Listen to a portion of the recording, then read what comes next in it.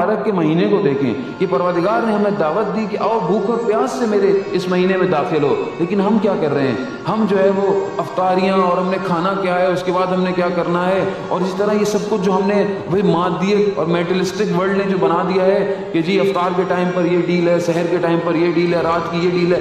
ہمارا ساری کنسنٹریشن، ہماری ساری توجہ کھانے پر ہے، ہماری ساری توجہ کس طرح کھایا جائے، کس طرح کھلایا جائے، کتنا کھایا جائے، کہ جگہ نہیں ہے ریسٹورنٹ میں افطار کے ٹائم پر. کیوں؟ کیونکہ 500,000 روپے میں جتنا کھائیں.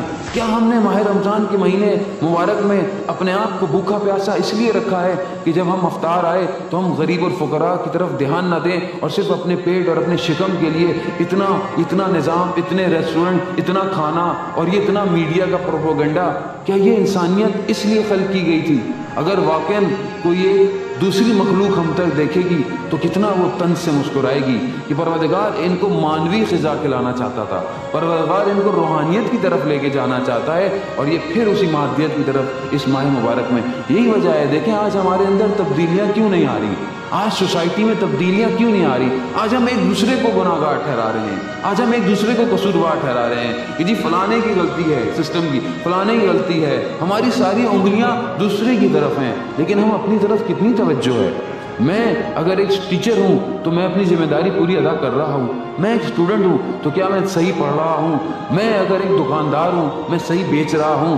میں اگر کوئی ایک IT مینیجر ہوں صحیح کام کر رہا ہوں؟ میری سوسائٹی میں جو ذمہ داری ہے کیا میں اس کو ادا کر رہا ہوں؟ میں نہیں ادا کر رہا تو سب گڑبڑ ہے. ظاہر ہے اس میں سیاستدان اول درجے پر گڑبڑ پر ہیں، اور پھر اس کے بعد ان کو فالو کرنے والے دوسرے درجے پر گڑبڑ میں ہیں. کیوں؟ کیونکہ ہم فالو کر رہے ہیں لوگوں کو، ہم لوگوں کو لے کر آتے ہیں، ہم لوگوں کو بٹھاتے ہیں، ہم لوگوں کو عزت دے رہے ہیں، ہم نے لوگوں کو اپنے لیے سب کچھ بنایا ہوا ہے، اور ہم سمجھتے ہیں کہ اب یہ نہیں ہوگا تو کچھ نہیں ہونے والا. جبکہ پروردگار کہتا ہے کہ تم میری بارگاہ کی طرف آؤ، تم میری عبودیت کی طرف آؤ، کہ جب تم میرے بندے بن جاؤ گے تو تم دنیا سے بے نیاز ہو، تمہیں پھر کسی کی محتاجی نہیں، تمہیں پھر کسی کی ضرورت نہیں. لیکن کیا یہ ہماری زندگی میں سب کچھ شامل ہے؟ ماہ مبارک کا مہینہ میرے دوستو صرف یہ وہ مہینہ ہے کہ جو ہمیں موقع دیتا ہے کہ ہم خدا کی بندگی کریں، خدا کی عبادت کریں، اپنے خواہشات کا گلا گھونٹیں، اپنے آرزوؤں کو تباہ کریں. یہ سسٹم ہمیں تباہ کر دے گا. یہ نظام جو دنیا کا ہے، چاہے اس میں سیکولرزم ہے، کیپٹلزم ہے، سوشلزم ہے، یہ سب کچھ ہمیں تباہ بربادی کے لیے، یہ سب خدا سے دوری کے لیے، یہ سب شریعت سے